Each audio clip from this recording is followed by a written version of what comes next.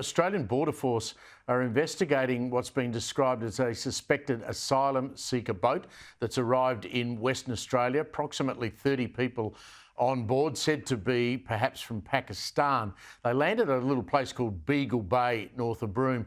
Joining me to discuss this and the other issues of the day, my panel, Small Business Women's Australia founder Amanda Rose and Sky News contributor Joe Hildebrand. Joe, can I start with you? We all know politically that loss of control of our borders is such a political issue. I mean, we went through so many of elections, John Howard, boat people being boats being turned back, Nauru being opened up. Does it look like Labor might have a problem here on their hands? Yeah, well, it certainly is an Achilles heel for Labor, and it has been for a long, long time. It caused a great schism within the party. It comes up at just about every party conference. The current current policy, and I hope it will be the permanent policy, which is to endorse boat turnbacks and not process people who arrive by sea, because you're just basically incentivising people to risk their lives and die, was only done, I think Bill Shorten stitched together a deal with the CFMEU at a conference in Melbourne many years ago, and that has managed to stick since. This has obviously not been a good week for the government on immigration detention, and Labor needs a really, really competent immigration minister to make this issue go away. If immigration is working for Labor, it means you're never hearing about it, or rather border protection, it means you're never hearing about it, and I'm just not convinced that Andrew Giles is up to the job, I'm sorry to say. No, he needs to go. Amanda, I want to have show you here what Peter Dutton's reaction was today. Not surprisingly, he's immediately leapt on this issue. Have a look. We don't know any of the detail yet because the Prime Minister is refusing to provide the detail, and he claims he doesn't know anything about it. And if the Prime Minister doesn't know anything about it and the Minister doesn't know anything about it, then it demonstrates that this government has lost control of our borders. Amanda, border protection still a big issue out in the community?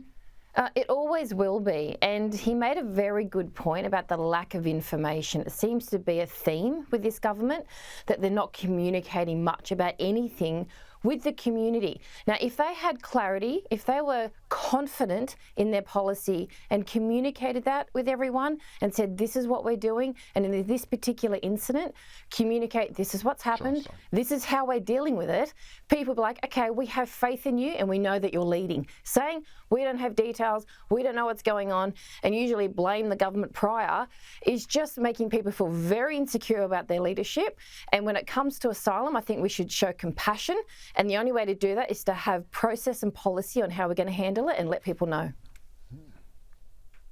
Joe, I'm a little bit older than you and Amanda. I'm old enough to actually remember when the Beatles arrived in 1964. That's old.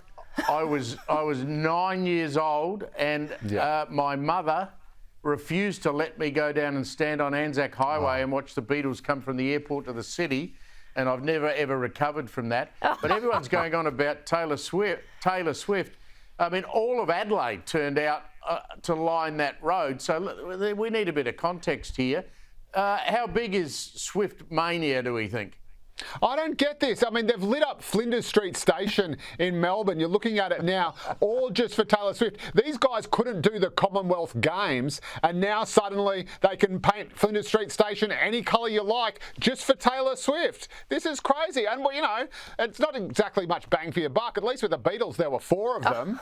Well, that's very true. And on the Flinders Street Station, the Labor government down here couldn't light it up for Australia Day, but they've done it for Taylor Swift. Now, Amanda, am I right to remember you told me you had a ticket for the Sydney show? No, I don't. I have friends that have tickets. And look, the small businesses have been leveraging off this and selling Taylor Swift themed products. Whatever they sell, they're whacking on a theme to it and selling it. So I think that's fantastic that that's happening. I am disappointed that they've put more effort into this particular concert rather than the Commonwealth Games, because that's going to destroy small businesses. But, it's good for the economy, so I think, it's okay.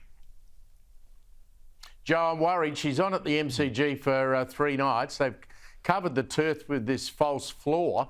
And I heard Stuart Fox, the boss of the MCC today, saying that after the 3 concerts, the entire turf at the MCG, 4 weeks out from the start of the AFL, is going to be ruined. They've got to pull it all up, and it's going to cost them $1.5 million to roll in new turf. I mean, if someone does an ankle in round 1 of the AFL, Taylor Swift better not show her face back in this country again. Yeah, and also, all the boys from both teams are going to end up going back to the sheds covered in glitter. I mean, that's not going to help their careers. Like that's different to any other day? Well, you know, I mean, it's good to see the AFL being modern and inclusive, so maybe it won't actually do much harm. Wandering around the streets of Melbourne today, Amanda, it did strike me, and I've been in and out of the studio various times today, that I reckon school absenteeism in Melbourne today might be at a record high. The streets were full of 13, not that I noticed, but 13, 14, 15-year-old girls wearing cowboy hats. Well, at least the parents know exactly where they are, right? So, and let's face it, most children and teenagers do that. I think it's important that we don't, say, slag off a celebrity or something that people follow. What we need to do is link it to something. So if they're obsessed with Taylor Swift, let's link it to them doing piano lessons, guitar lessons, singing lessons. There's something productive. Don't just let it go to waste. I've got to say, as One of the great things, though... I was going to say, someone who's wagged a fair bit of school in my day, not that I endorse it, going to follow Taylor Swift around is probably about the most wholesome reason I have ever heard of. So I would sort of, you know, take the lesser of two evils. Was there a particular band that you wagged school for, Joe? I actually, the very first concert I went to was, there were 2 actually. Well, there was an Akadaka concert we managed to get to, and I was headbanging at the Melbourne Tennis Centre so much that I couldn't actually raise my head afterwards. I knew AC/DC would come up there somewhere.